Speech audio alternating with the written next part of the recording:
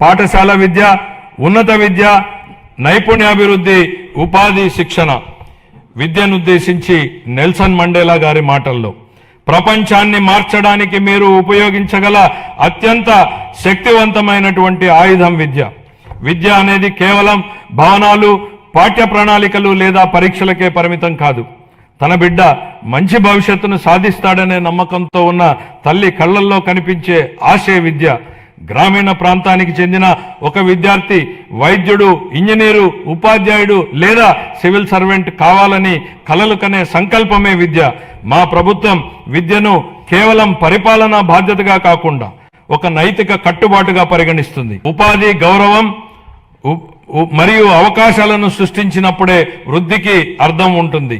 భవిష్యత్ ఉపాధి అవసరాలకు అనుగుణంగా సమగ్ర నైపుణ్యాభివృద్ధి వ్యవస్థను రూపొందిస్తున్నాం. విద్య మరియు పరిశ్రమలు మరియు అభివృద్ధి చెందుతున్న సాంకేతిక రంగాల మధ్య సమన్వయంపై దృష్టి సారించాం. ప్రత్యక్ష అనుభవాన్ని కల్పించేందుకు అన్ని ప్రభుత్వ ఐటీఐలు 167 పరిశ్రమల భాగస్వామ్యంతో అవగాహన ఒప్పందాలు కుదుర్చుకున్నాయి.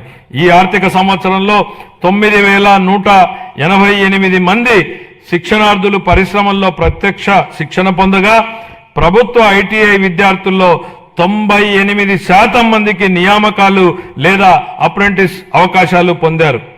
26-27 ఆర్థిక సంవత్సరానికి నేను ఈ క్రింది విధంగా కేటాయింపులను ప్రతిపాదిస్తున్నాను. పాఠశాల విద్యాశాఖకు 32,308 కోట్ల రూపాయలు.